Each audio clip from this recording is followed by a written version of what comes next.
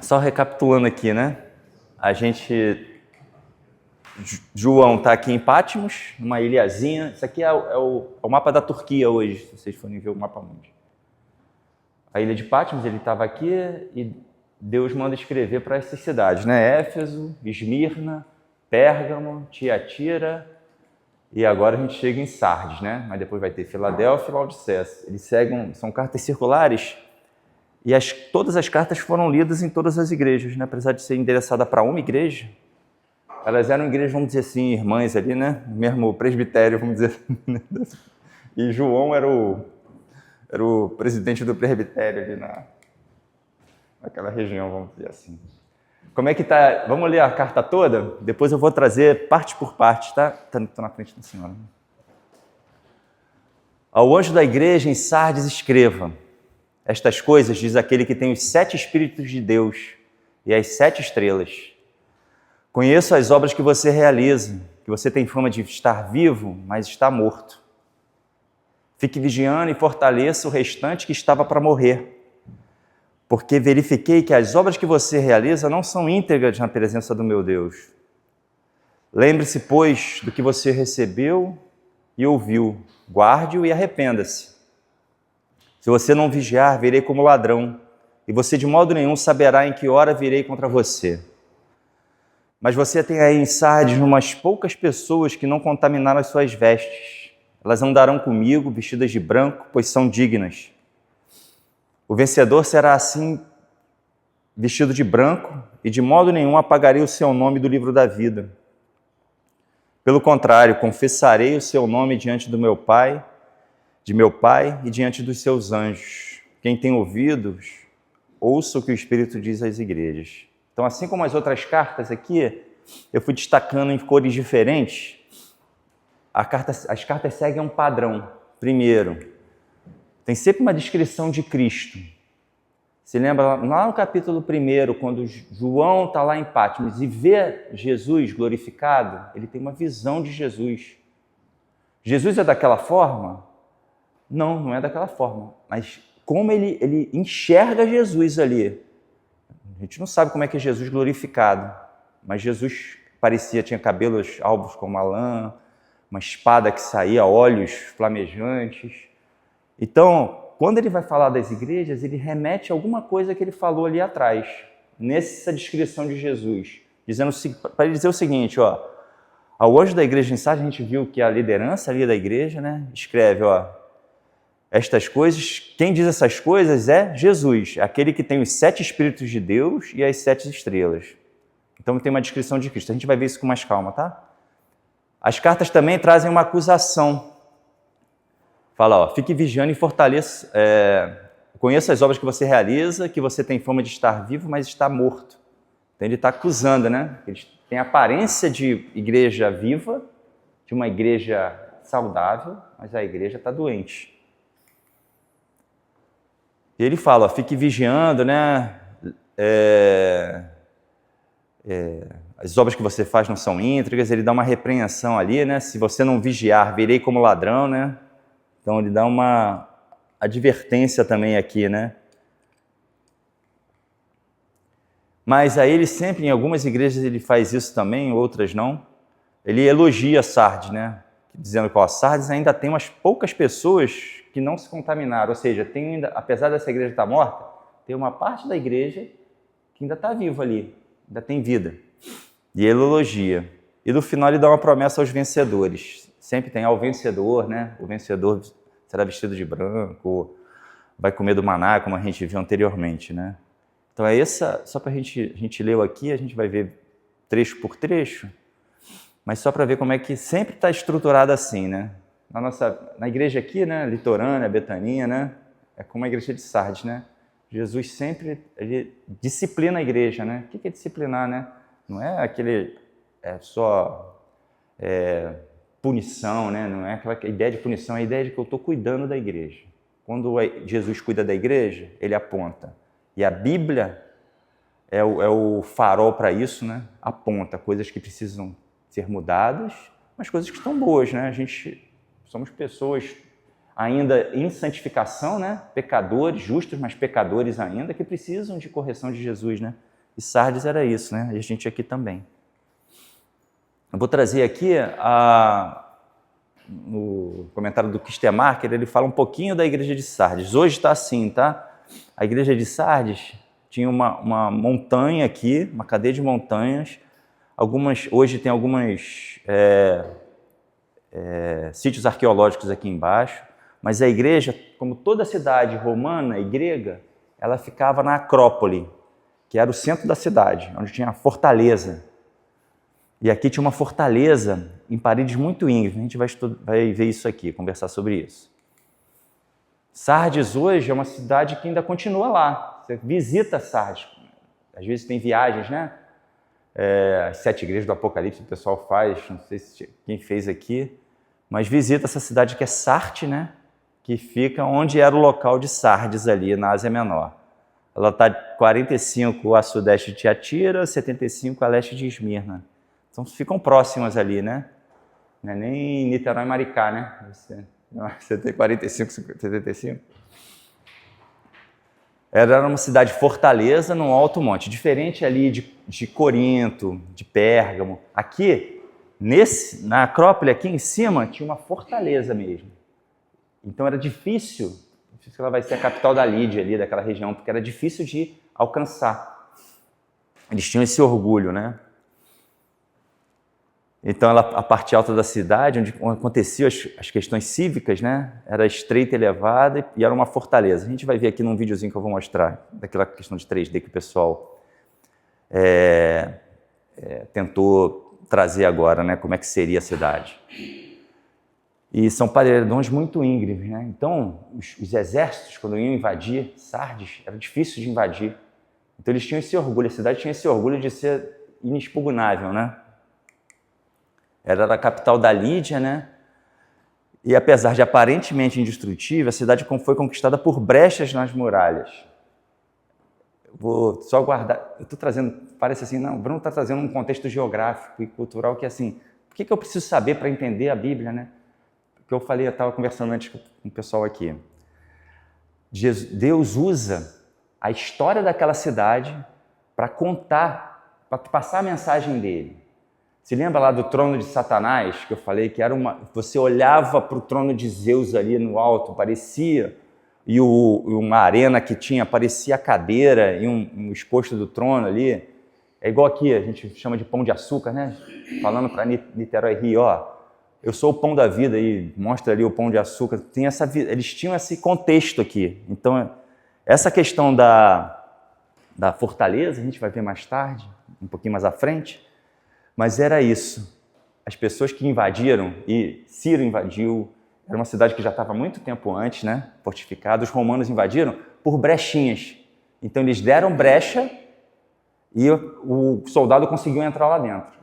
E entrou furtivamente, como um ladrão de noite. Se lembra que eles estão falando, Jesus está falando que, ó, se vocês não se emendarem, vamos dizer assim, né, eu vou vir como um ladrão.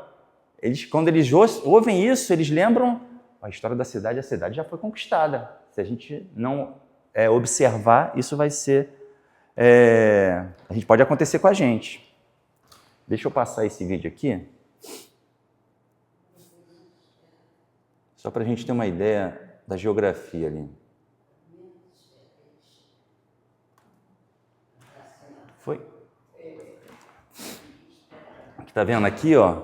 Era aquilo que eu estava mostrando, né?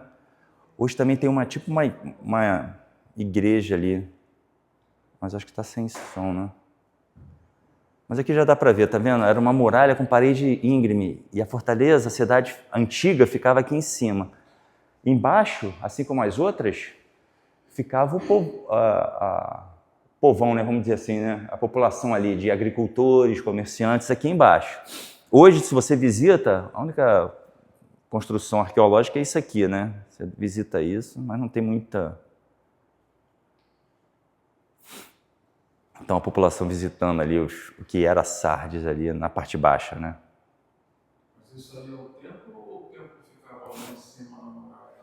O templo ficava lá em cima. Aqui poderia ter templos também, mas o centro, vamos dizer, o centro da cidade era lá em cima. Tá vendo? Ainda tem algumas muralhas, aqui algumas muralhas arqueológicas ainda é de Idade Média ali. Mas tá vendo, olha como é que era Embrun? Então era difícil de... Então era um centro ali de estratégico para ser capital. Quando você visita, quem visita lá vê essa... E essa era a região ali de Sardes, né? Longe do mar, né?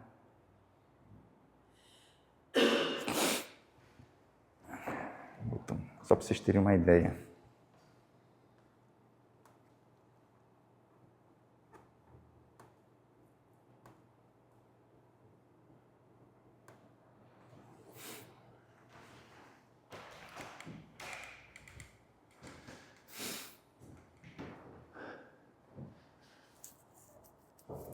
Ela tinha, como tinha essa cadeia de montanhas, a cidade alta, onde ficava a Acrópole lá em cima, era meio estreita ali no alto da montanha. Então não crescia muito. Então para crescer eles tinham que ir para baixo, né? Então dependia daquele vale. Você lembra a visão ali? Era um vale fértil ali, né? Produzir alimentos, agricultores, trabalhadores da indústria de lã, né? Comerciantes. Todas aquelas igrejas, assim como Corinto, Tessalônica já está aí na Grécia, né? Mas Corinto, Derbe, Listra, Antioquia da Psídia, eram igrejas nessa região da Ásia Menor, né? E todo o Império Romano, todas estão no mesmo contexto. Você lembra que a gente também viu aqui que para ser comerciante eu tinha uma divindade que abençoava os comerciantes. Então, os sindicatos e associações não eram só civis, como a gente tem essa separação hoje. Lá era tudo misturado. Mesma coisa aqui. As estradas romanas também aqui, né? Eram rotas comerciais, né? Que a Ásia Menor ficava entre Roma e Grécia e o Oriente lá, a Arábia, né? Então era uma rota comercial ali, importante. E em 17 a.C., ela sofre um terremoto devastador também. Então, isso também, voltando àquela questão do ladrão, né? O terremoto também foi uma coisa que abalou de uma hora para outra a cidade. Então, eles tinham essa questão da iminência ali, muito forte, né? Essa aqui era um mapa que tem das estradas romanas, né? E Sardes ficava nesse entrocamento aqui, tá vendo? Ali também mais uma Sardes hoje, como é que tá? A gente já viu, né? Então, assim como as outras igrejas, Sardes tinha forte influência das religiões pagãs, né? Então, não era igual hoje eu ser cristão, né? Lá, ser cristão, eu tinha que eu tinha que deixar de ser CREA, deixar de ser OAB, porque a OAB tinha um Deus, CRM, então era muito mais impactante para o cristão, socialmente, culturalmente, se declarar cristão. Ainda assim, o Estado, o imperador queria culto para ele. Então, era muito difícil para aquela região, né? Para todas as religiões. Tanto é que, no começo de Apocalipse, João vai falar o seguinte: eu sou companheiro na tribulação de vocês. Tá vendo? Eu estou exilado. Estamos juntos aqui. A gente está sofrendo, mas a gente está junto aqui como igreja e Jesus está no controle da história. Estava falando que Apocalipse, né, às vezes tem quando você interpreta literalmente, você vê, às vezes fica meio assustado, mas o propósito de Apocalipse é ao contrário. Para o crente, é falar o seguinte: Jesus está no controle, apesar de estar esse caos aqui que eu estou vendo, não estou tendo emprego, porque eu não posso negar minha fé, essa confusão toda, mas Jesus está no controle. No final, ele vai destruir a besta e o dragão. Ele vai consumar a história. Então, Apocalipse é um livro muito mais de refrigério para a gente, para o crente, do que de assustar a gente. Então, a religião, como eu falei, exercia grande influência, né? Só que aqui, esse autor fala o seguinte, né? Os comentaristas, ao pesquisar a história ali daquela igreja, Sardes era diferente um pouquinho das outras. A gente vai ver Laodiceia, né? A última carta. Laodiceia é aquela que não é nem quente nem frio, né? É morno. Só que Sardes, eu penso aqui que Sardes está pior. Sardes está completamente morto e achando que está bem, vamos dizer assim, na linguagem de hoje, bem na fita, né? Estou bem, estou ali religioso, eu sou de Deus, eu sou de Jesus, mas no fundo ela está morta. Ela é pior que, na minha visão, é pior até que Laodiceia. Aqui dizem os historiadores, os comentaristas, que Sardes talvez se acostumou com o mundanismo. Ela começou a ter uma religião de fachada, aceitar as coisas que vinham mundanas ali da religião pagã e falando, que problema tem isso? O que tem? Porque eu sou livre, liberdade no espírito, né? Eu tenho que me contextualizar. A coisa sutil, né? A gente também não pode ser aquele do mosteiro, né? Mas é uma coisa sutil que a gente tem que observar. Agora me fugiu aqui. Qual foi a última carta que a gente viu aqui? Eu vi com vocês. Agora eu não me lembro. Mas uma dessas... Pérgamo. Então, Pérgamo foi isso, né? Começa essa questão moral, né? Tiatira, vocês viram isso, né? Começa a entrar uma coisa dentro da igreja que você entra sutilmente. Quando você viu aquela erva daninha que já tomou conta da igreja. Eu digo da igreja dos relacionamentos, né? Pessoais, né? Então aqui ela não era perseguida, provavelmente, porque não incomodava muito. Não estava sendo muito sal aqui. É isso que o Stemacher traz no comentário dele. E fala disso de aparência de estar vivo, mas estar morto, porque o evangelho pregado não confrontava, né? O Spurgeon fala, né, um pregador lá do século XIX, fala assim, se o evangelho não confronta, se a Bíblia não te confronta, tem alguma coisa errada, né? Se a pregação só massageia o seu ego ali, né? É o que você quer escutar, algo está errado, né? O evangelho, e é aquilo que eu falei, né? A disciplina de Deus com a igreja é com amor, né? Ele fala elogios, mas fala repreensão para aquela igreja. Mas ele não abandonou aquela igreja. Aquela igreja ainda tem remanescente fiel, né? Amada por Jesus ali, né? Então a gente tem que ver isso, né? E eu estava falando, né? Na verdade, quem dá aula aqui, os professores, a gente é abençoado porque, cara, você começa a refletir na carta e como aquilo vai mexendo com você, né? Algumas coisas, algum ponto meu encaixa em Éfeso, tanto na acusação quanto no elogio, talvez, e em todas as cartas, né? Sardes também, né? Me faz perguntar assim, caramba, será que eu tô acostumando com a religião ali? Com os formalismos, com os rituais ali de vir à igreja? Ou aquilo está transformando a minha vida, né? Isso, Sardes é uma carta que fala muito disso, né? E a igreja tem que confrontar, né, o paganismo, a idolatria, as falsas práticas religiosas e a cultura ao seu redor. A gente está inserido na cultura, mas a gente tem que mudar a cultura. Falar o que é a verdade, o que é a palavra de Deus. Hoje em dia tem muito isso, né? Ideologia de gênero, questão de sexualidade, questão de moral, ética. E a gente vai se perdendo nisso, né? E a gente tem que voltar nisso. E aí a gente entra ali na carta em si, né?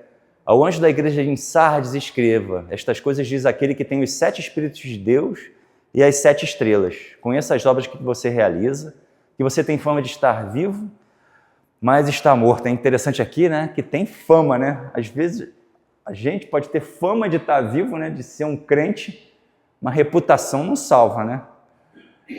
Eu tenho que ser conhecido de fato. Jesus tem que chegar no último dia e falar assim, eu conheço o Bruno, eu conheço cada um aqui. E a questão da reputação aqui, né? Primeiro ali os 7 espíritos, né? Quando olha ali, caramba, a gente já viu isso, né? O que vocês acham que são esses 7 espíritos? A gente já conversou sobre isso, mas... Vocês se lembram? O que são esses 7 espíritos de Deus, né? Se lembra que eu falei que Apocalipse é um livro de simbologia? se eu interpretar literalmente Apocalipse, eu perco a mensagem de Deus que tem para mim em Apocalipse. Eu preciso entender o que aquele número, aquela cor, aquela figura, aquele personagem ou aquela cidade que foi dita ali, ela tem de simbolismo. E onde eu trago esse simbolismo? Na palavra de Deus. Está no Antigo Testamento ou no próprio livro de Apocalipse. Você lembra que ali eles são pessoas, muitos judeus convertidos, que sabiam as Escrituras. Eles estudavam as Escrituras ali.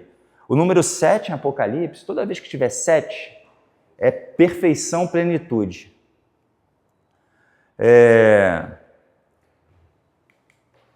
Então, quando ele fala 7 Espíritos de Deus, ele não está falando que Deus tem 7 Espíritos. Ele está falando, diz Jesus, né, aquele, né, que tem os 7 Espíritos de Deus, ou seja, o Espírito Santo. Quando fala 7 Espíritos de Deus, está se referindo ao Espírito Santo.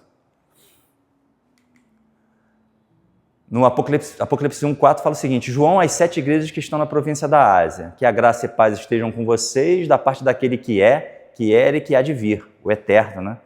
Da parte dos 7 espíritos que estão diante do seu trono. Ele está remetendo de novo aqui ao Apocalipse 1:4, né? Dizendo, a Trindade está falando aqui. E ele fala, aquele que tem os 7 Espíritos de Deus e as 7 estrelas, né? Se lembra que eu falei que na descrição de Jesus, ele sempre traz alguma coisa dizendo, é Jesus que está falando? Dando a assinatura de Jesus, a identidade. Fala que Jesus tinha na mão direita, ele tinha 7 estrelas, né? A gente vai ver que essas 7 estrelas, ele mesmo dá a interpretação um pouquinho no final, dizendo que era a liderança ali, né? Os anjos da igreja, né? E aqui, o que ele está falando? Quando ele fala assim, aquele que tem os 7 espíritos e 7 igrejas, ele está falando o seguinte, primeiro, é Deus falando, a Trindade falando ali, e a Trindade tem na mão a igreja em si. A liderança da igreja não é, vamos trazer aqui para o nosso contexto presbiteriano aqui de Niterói, não é do pastor, o pastor Carlos Augusto exerce a liderança aqui, mas a Betânia litorânea, quem é o líder dessa... E o conselho exerce a liderança aqui. Mas quem é líder da igreja, quem é o cabeça da igreja, é Jesus. Ele tem... A liderança tem que estar nas mãos de Jesus ali e seguindo a orientação de Jesus. Betânia é um exemplo disso, né? Entra pastor, sai pastor, Deus mantém a igreja. Você fala assim, agora a igreja vai... Litorânea tem a sua história e outras igrejas também. Agora a igreja vai acabar. E não acaba, porque é Jesus que comanda e que está guiando as ovelhas dele, né? E aqui também, quando ele fala 7 espíritos, ele tem na mão os 7 espíritos e as 7 igrejas, o Espírito Santo, ele mostra também que quem dá vida à igreja é o Espírito Santo. Igreja não é apesar da gente ter um CNPJ, ser uma associação civil ali, religiosa, né? A igreja, por si só, você não forma... Eu quero formar uma igreja. Vou formar uma igreja, monto uma equipe de louvor. Não, se o Espírito Santo não estiver na igreja, não tem igreja. Anda junto ali, né? Vocês podem ir interrompendo, tá? Se vocês tiverem dúvida. E continua, né? Que você tem fama de estar vivo, ele conhece, né? Então nada foge ao conhecimento de Jesus. Jesus sabe as coisas boas e as coisas ruins que estão acontecendo na igreja. Nada foge, não tem nada escondido para ele. Mas ele está falando o seguinte, você tem fama de estar vivo, mas está morto.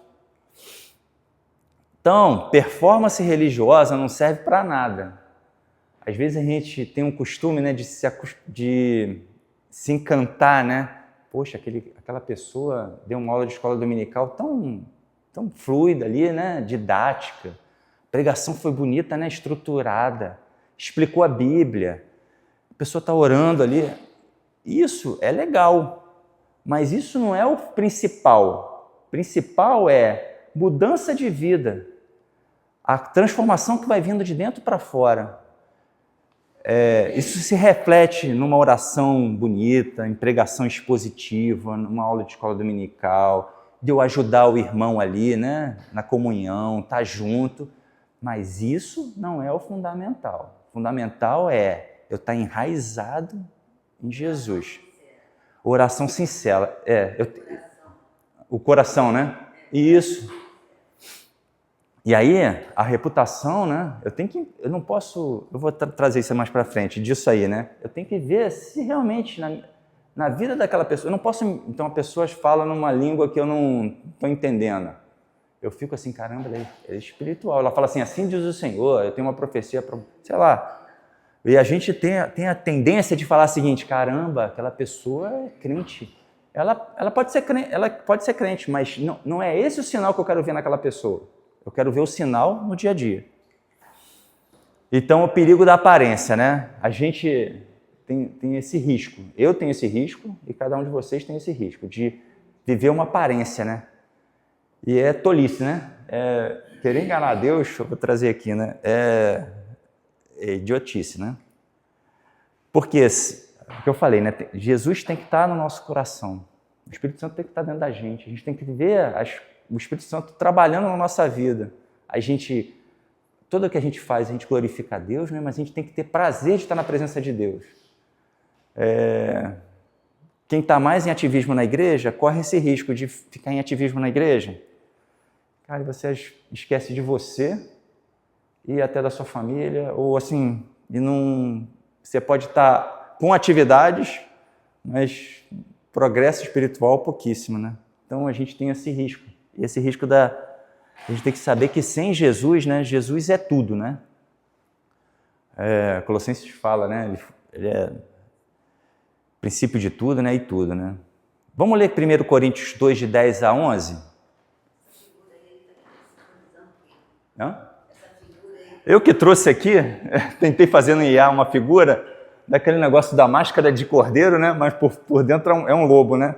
Então é uma pessoa que tem... Eu tentei trazer isso, né? Da questão da aparência, né? Eu mostro uma máscara aqui de piedoso, né? Lá no fundo, eu não sou piedoso, não. Não quero saber de Deus. Desliguei aqui, a gente acaba aqui 10 horas, né? 10h30 eu já vou vindo como se Deus não existisse, né? Então, isso que essa figura eu tentei... Não, você pode até falar de futebol, mas não tem nada contra, mas assim, a vida é tudo, né?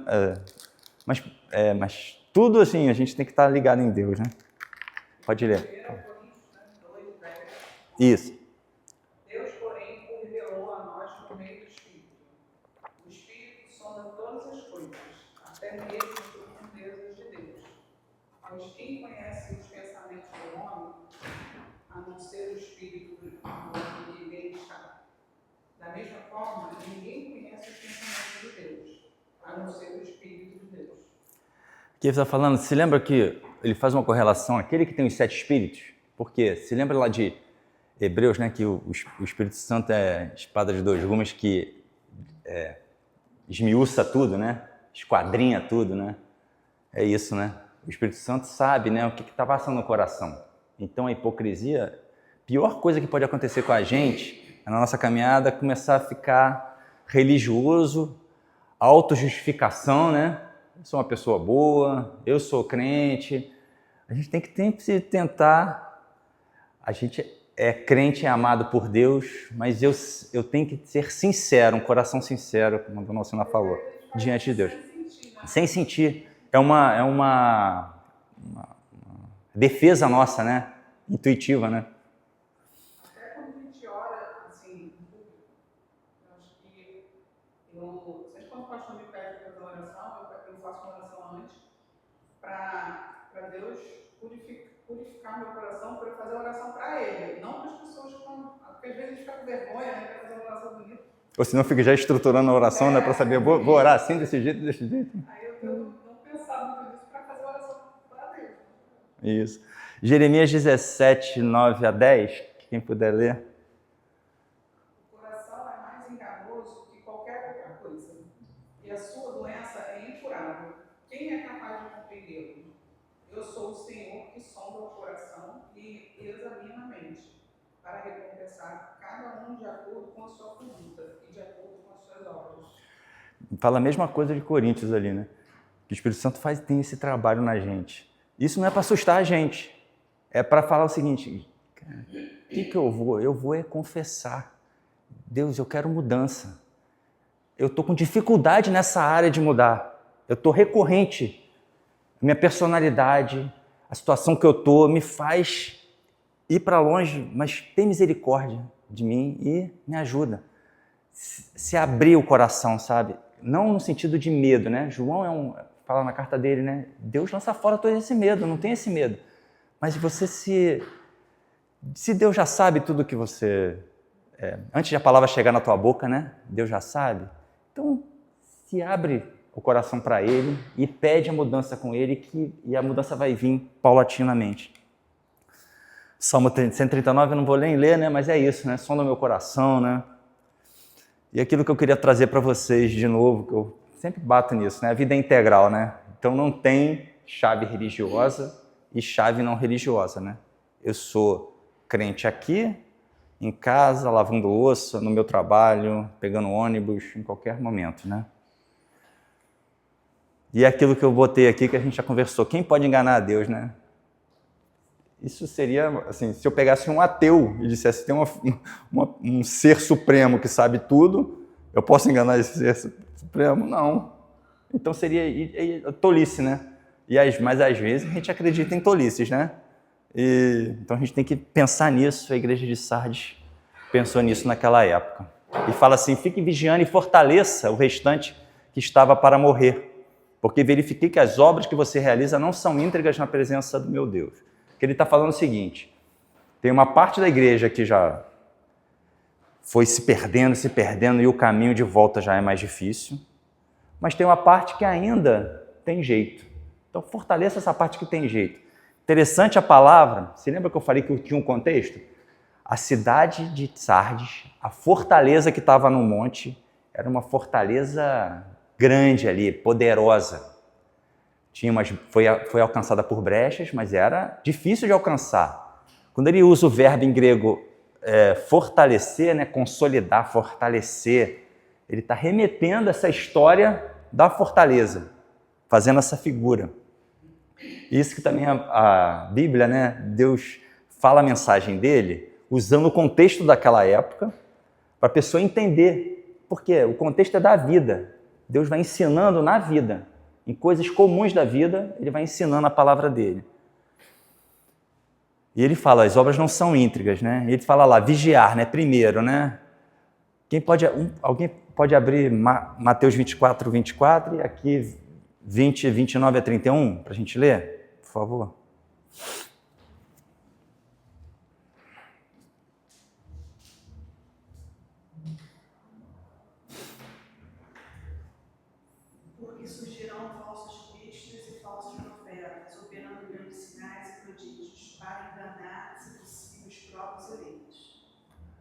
Aí ele vai falar, acho que vigie, né? Acho que nessa parte, então, peguei errado ali. E o Atos 20, 29 a 31?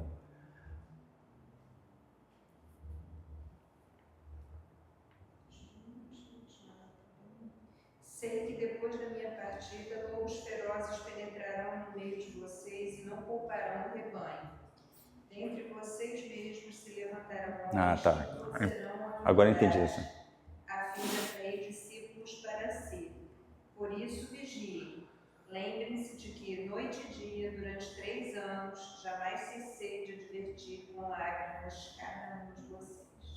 Então aqui fala tanto o que ela leu, você leu, essa questão de vai surgir pessoas tentando enganar, ou seja, com filosofias ou ideias enganosas, ou pessoas mal intencionadas também querendo enganar o povo. E a gente tem que vigiar nisso, né? E aqui me lembrou muito a parábola das 10 virgens, né?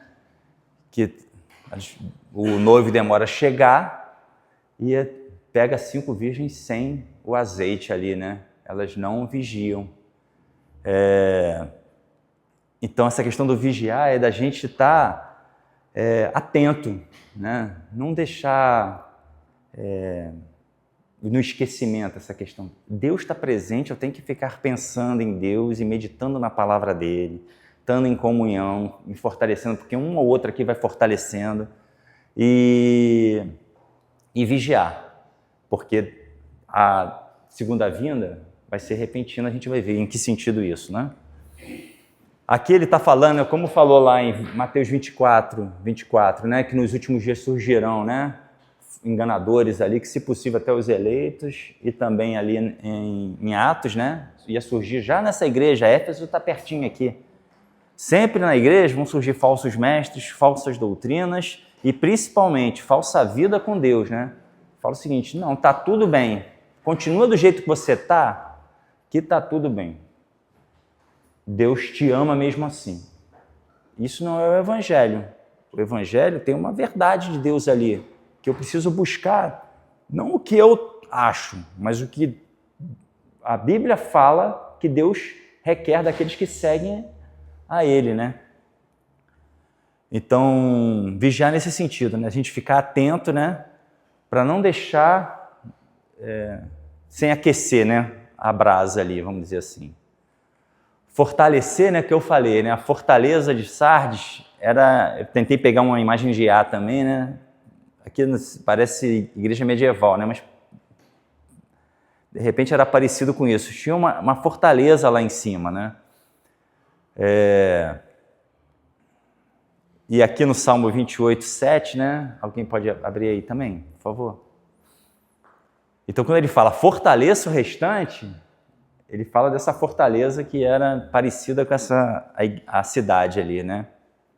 Salmo 28, 7.